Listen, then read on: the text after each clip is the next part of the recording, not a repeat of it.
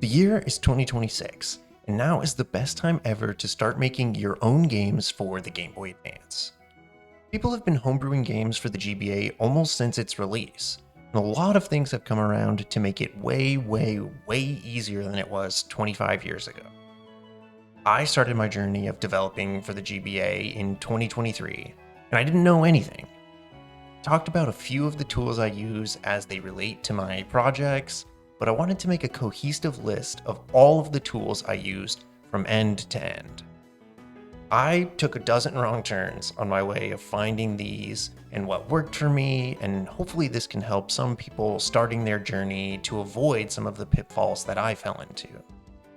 That doesn't necessarily mean that these tools and technologies are going to work for you or the exact best fit, but the nice thing is there are a bunch of options that you can choose to make your workflow work for you.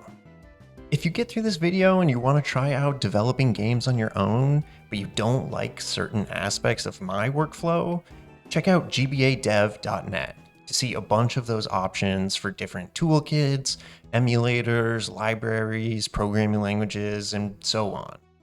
Again, this video is about how I started and what I found that worked for me. So without further ado, let's begin.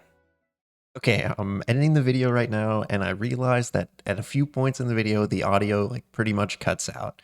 That's 100% my bad. It's usually only 1 or 2 words, so I'm just going to leave a subtitle there, fill in that context, but bear with me. First step to getting started is some tools to be able to create .gba files. And there are a few different options based on which programming language you prefer and what kind of experience you want.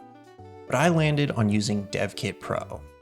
I like C and C++, and I wanted to use very few libraries when getting started, and devkitPro hits all the marks. If you go to devkitpro.org, you can see front and center there's a link to getting started, which takes you to a wiki page to help you install it and get it set up.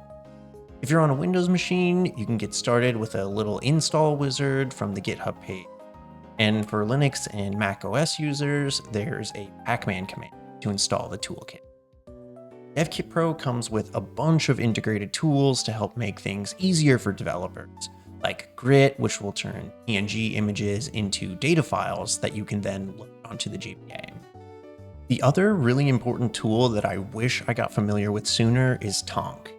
I've referred to it as the GBA developer's Bible, and I genuinely believe that, especially if you're just learning to code. It's a great resource to read about the GBA and its hardware, how to interact with it using your code, its capabilities and limitations, and it's actually a pretty easy read most of the time. Tonc also comes with example files to explore the concepts with real code, which is amazing. That's honestly where I did so much of my learning. Building the example projects, then making small changes to see how things worked. The library that the tutorial uses, libtonc, also comes included with devkitPro, so that's also a huge plus. For actually writing my code, I use Visual Studio Code. I was already pretty familiar with Visual Studio Code before I started developing for the GBA, and I didn't have to learn that much new stuff. In my opinion, the best thing about VS Code are the extensions. They're super easy to install, and they start working immediately to help you write code.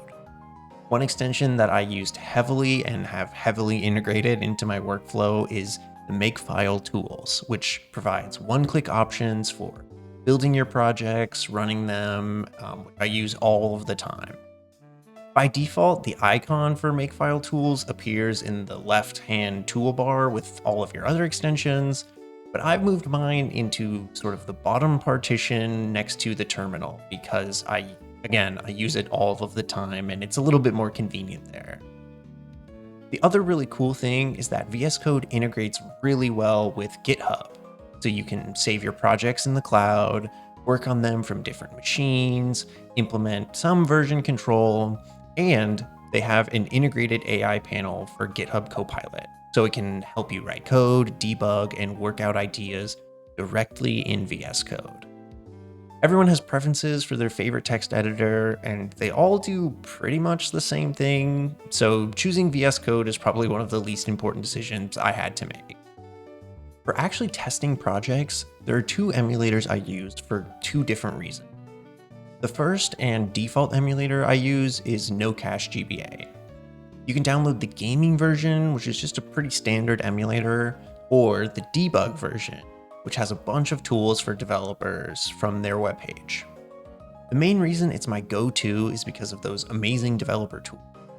The VRAM viewer is an insanely helpful tool for getting a behind-the-scenes look at what the hardware is doing. You can look at each and every register and see what value is currently stored there, and you can also view the machine code and the memory directly, which has its niche use cases. This emulator does have some quirks that make certain things difficult, primarily with save data. Certain games will require you to change the emulator settings in the options menu to ensure that you can actually save the game, which is inconvenient to say the least.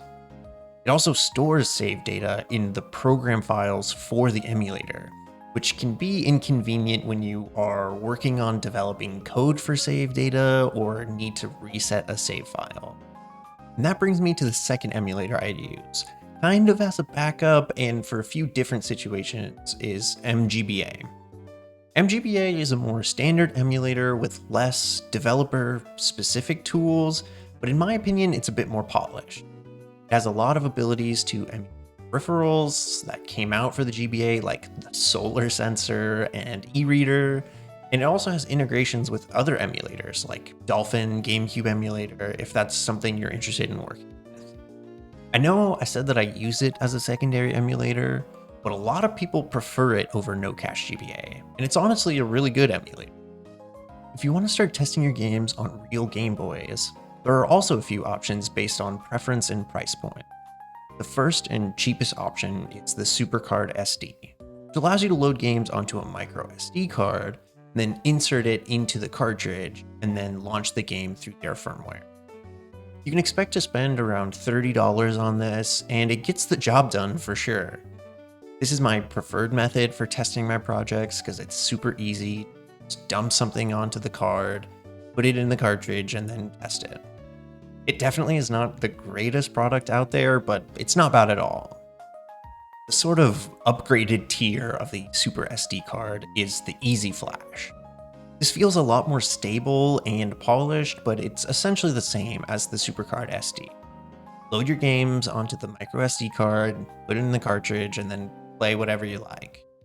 There are a few variations of this cartridge, and they go anywhere from $50 to $100 and are generally the same. I really like mine to keep my library of real games on, and not as much for developing, but it's a great cartridge nonetheless.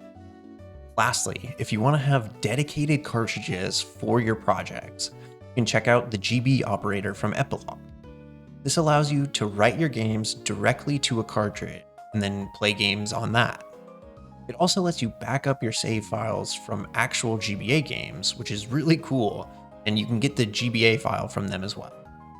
The one minor issue is that you need the operator and a writable cartridge, which are not super expensive, around $5 to $20 on AliExpress, but a little inconvenient.